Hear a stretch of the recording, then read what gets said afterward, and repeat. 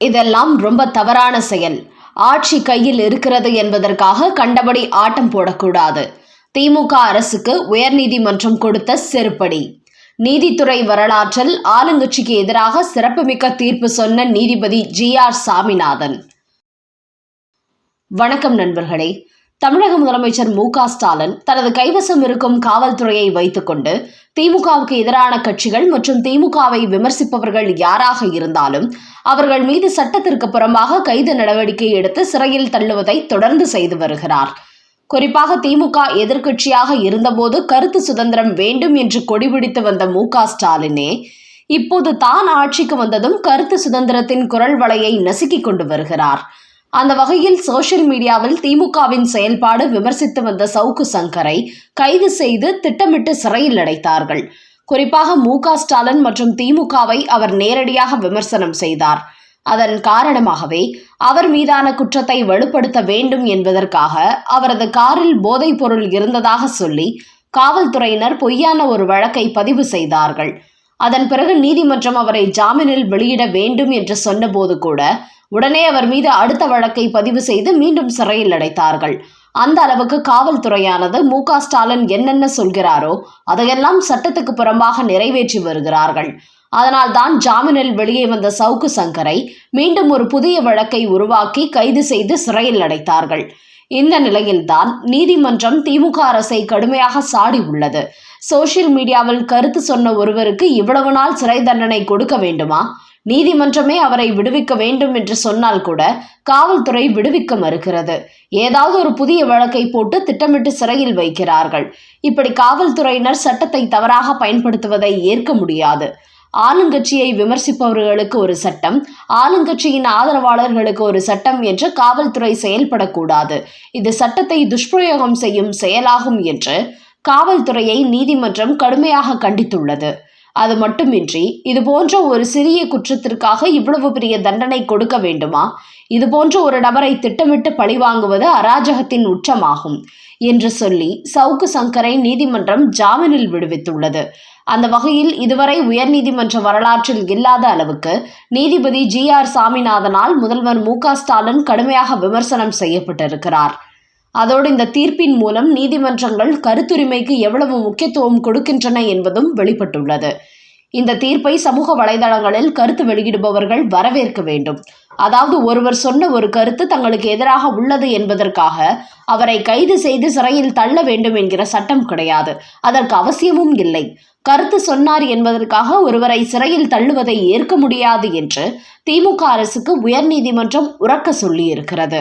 அதனால் இனிமேலாவது கருத்து சுதந்திரத்துக்கு திமுக அரசு வழிவிடுமா, இல்லை நாங்கள் ஆளுங்கட்சியாக இருக்கும் வரை இப்படித்தான் செயல்படுவோம் என்று செயல்பட போகிறதா என்பதை வெயிட் பண்ணி பார்ப்போம். அடுத்த செய்தி. விஜயும் உதயநிதியும் தமிழக அரசின் சாபக்கேடு. அண்ணாமலை சொன்ன செய்தியால் கொந்தளிக்கும் திமுக தாவேகா. தமிழக பாஜக தலைவர் அண்ணாமலை நேற்று வெளியிட்டுள்ள ஒரு செய்தியில் திமுக மற்றும் தமிழக வெற்றி கழகத்தை கடுமையாக அட்டாக் செய்திருக்கிறார்.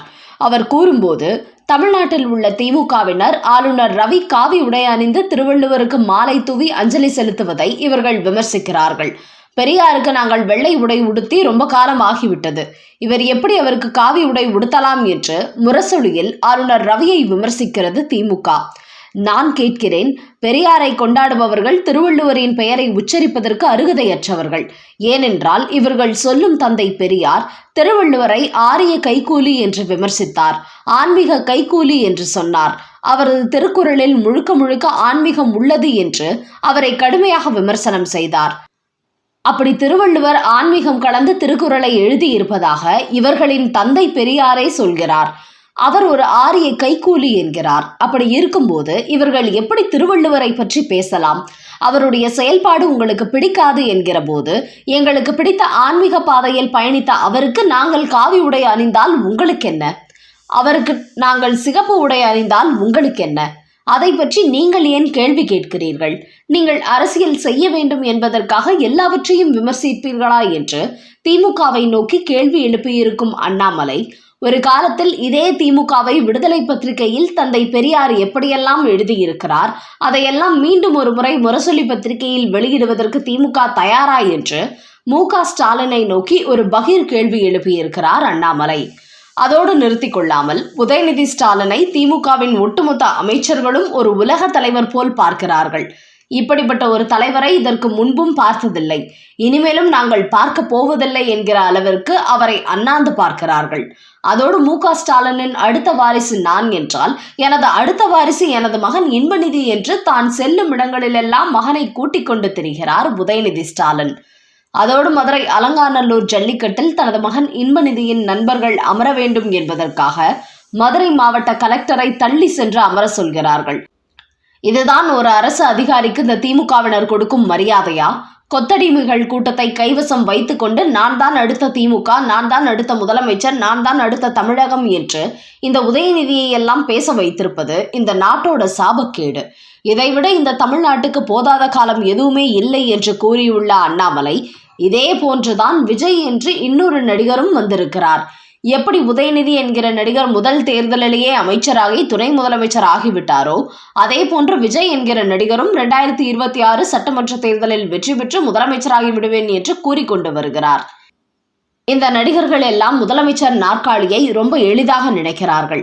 அது எப்படிப்பட்ட சிறப்பு வாய்ந்தது, எப்படிப்பட்ட அதிகாரம் படைத்தது என்பதையெல்லாம் உணராமல் விளையாட்டுத்தனமாக சிறுபிள்ளைத்தனமாக நாங்கள் முதலமைச்சராக போகிறோம் என்று சொல்லிக் கொண்டிருக்கிறார்கள். அந்த அளவுக்கு சினிமா நடிகர்கள் என்பதால் தமிழ்நாட்டு மக்கள் எல்லாம் நமக்கு தான் ஓட்டு போடுவார்கள் என்று இவர்கள் கனவு காணுகிறார்கள். நான் சொல்கிறேன், இந்த விஜயும் உதயநிதியும் முதலமைச்சராவதை கனவில் மட்டும்தான் காண முடியும். ஒரு நாளும் அது அவர்களுக்கு நனவாகாது. அதையும் மீறி தப்பி தவறி இவர்கள் அந்த நாற்காலியில் அமர்ந்து விட்டால் அன்று முதல் இந்த நாட்டுக்கே சாபக்கேடு என்றுதான் நான் சொல்வேன். அதோடு இந்த நடிகர் விஜய் எக்ஸ் பக்கத்தில் மட்டுமே அறிக்கை வெளியிட்டு அரசியல் செய்து கொண்டிருக்கிறார். பரந்தூர் விமான நிலையம் அமைக்கும் இடத்துக்கு செல்வதற்கு செக்யூரிட்டி கேட்கிறார். காரணம், இவர் மக்களை நெருங்க மாட்டாராம். இவர் பெரிய நடிகராம், வருங்கால முதலமைச்சராம். அதனால் மக்களை தூரத்திலிருந்து தான் பார்ப்பாராம். இவர் மக்களை சற்று நெருங்கி செல்கிறார் என்றால் நூற்றுக்கணக்கான போலீசார் இவரை சூழ்ந்து செல்ல வேண்டுமாம். இப்படிப்பட்டவர் முதலமைச்சரானால் மக்களின் பிரச்சனை என்னவென்று இவருக்கு தெரியுமா? கர்ம வீரர் காமராஜர் போன்றவர்கள் மக்கள் பிரச்சனைக்காக ஒரு இடத்துக்கு சென்றால் காரை தூரத்தில் நிறுத்திவிட்டு கால்நடையாகவே நடந்து சென்றார்கள். மக்களை நெருங்கி போய் சந்தித்து அவர்களின் பிரச்சனைகளை கேட்டறிந்தார்கள். ஆனால் இந்த விஜய் தான் பரந்தூருக்கு செல்ல வேண்டும் என்பதற்காக தமிழக அரசிடத்தில் செக்யூரிட்டி கேட்டுள்ளார். அந்த அளவுக்கு வெளியில் வருவதற்கு பயப்படுகிறார். இப்படிப்பட்டவர் எல்லாம் நாளை முதலமைச்சராகி என்ன சாதிப்பார்? அதனால் தான் சொல்கிறேன், விஜய் உதயநிதி என்கிற 2 நடிகர்களும் தமிழ்நாட்டு அரசியலுக்கு சாபக்கேடுகள் என்று அண்ணாமலை ஒரு அதிரடி தகவலை வெளியிட்டுள்ளார். நண்பர்களே, திமுக அரசை விமர்சித்தார் என்பதற்காக சவுக்கு சங்கரை திட்டமிட்டு கைது செய்து அவர் மீது பல வழக்குகளை போட்டு சிறையில் அடைத்தது திமுக அரசு. ஆனால் இது கருத்து சுதந்திரத்தை நசுக்கும் செயல் என்று சவுக்கு சங்கரை அந்த வழக்கிலிருந்து விடுவிக்க நீதிபதி GR சுவாமிநாதன் உத்தரவு போட்டிருப்பது மற்றும் விஜயும் உதயநிதியும் இந்த தமிழ்நாட்டின் சாபக்கேடுகள், அவர்கள் முதல்வராவது கனவில் மட்டும்தான் நடக்கும் என்று பாஜக தலைவர் அண்ணாமலை கூறியிருப்பது குறித்த உங்களோட கருத்துக்களை கமெண்ட் பாக்ஸில் பதிவிடவும். நன்றி, வணக்கம்.